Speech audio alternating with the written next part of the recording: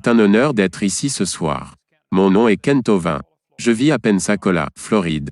J'ai enseigné les sciences dans les lycées pendant plus de 15 ans.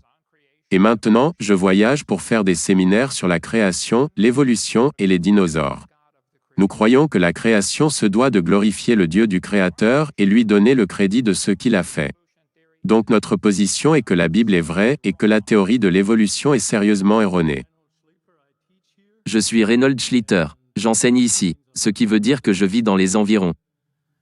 Je ne peux d'aucune manière supporter l'introduction que nous venons juste d'entendre. J'ai essayé durement de me concentrer afin de tout comprendre. La Terre a été créée, il y a 6000 ans, en 6 jours, par Dieu.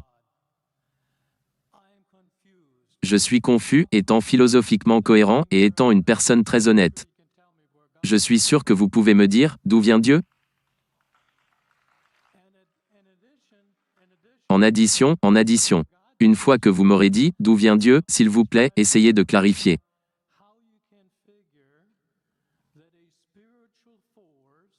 Comment vous pouvez comprendre qu'une force spirituelle peut avoir un impact sur un univers matériel pour le créer? Je pense qu'il y a quelques années, nous avons déjà parlé de ce genre de choses. Et des cercles philosophiques en tout cas posaient la question.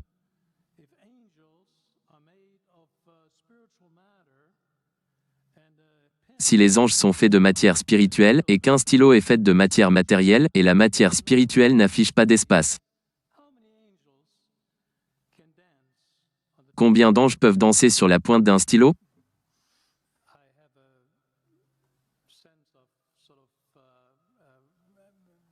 J'ai une sorte d'expérience inversée ici, mais s'il vous plaît, allez-y. Vous avez 5 minutes. Je veux juste savoir quelle question? Ça va, vous pouvez prendre le reste des minutes. Nous sommes censés poser une question à la fois. Laquelle aimeriez-vous que je réponde? Cela fait partie du format du débat. Je veux que vous remplissiez le reste de l'histoire du début de l'univers. Dieu, la matière spirituelle, l'impact sur la matière matérielle. D'accord. Donc 2 questions? D'accord. Bien, très bien. Votre question, d'où vient Dieu, suppose que vous pensez incorrectement. De toute évidence, cela montre que vous pensez au faux Dieu. Parce que, le Dieu de la Bible n'est pas affecté par le temps, l'espace ou la matière. S'il est affecté par le temps, l'espace ou la matière, il n'est pas Dieu. Le temps, l'espace et la matière sont ce que nous appelons le continuum. Tous doivent exister au même instant. Parce que, s'il y avait de la matière, mais pas d'espace, où la mettriez-vous? S'il y avait de la matière et de l'espace, mais pas de temps, quand la mettriez-vous? Vous ne pouvez pas avoir d'espace, le temps ou la matière, indépendamment. Ils doivent exister simultanément. La Bible répond à cela en 10 mots, au commencement. Le temps. Dieu a créé le ciel. L'espace. Et la terre, la matière. Vous avez donc le temps, l'espace, la matière, créant une trinité de trinités. Vous savez juste que le temps est le passé, le présent, le futur. L'espace a la longueur, la largeur, la hauteur. La matière a le solide, le liquide, le gaz. Vous avez une trinité de trinités créées instantanément. Et le Dieu qui les a créés doit être en dehors d'eux. S'il est limité dans le temps, il n'est pas Dieu. Le gars qui a créé cet ordinateur n'est pas dans l'ordinateur. Il n'est pas en train de courir là-dedans pour changer les numéros de l'écran, d'accord? Le Dieu qui a créé cet univers est en dehors de l'univers.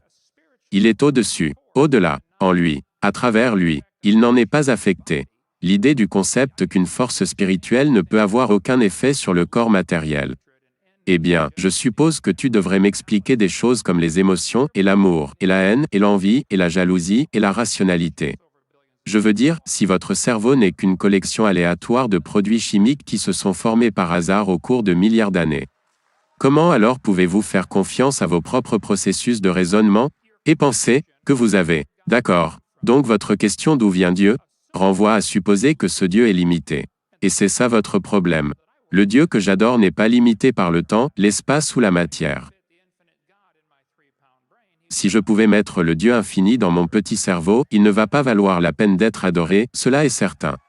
C'est donc ce Dieu que j'adore. Je vous remercie.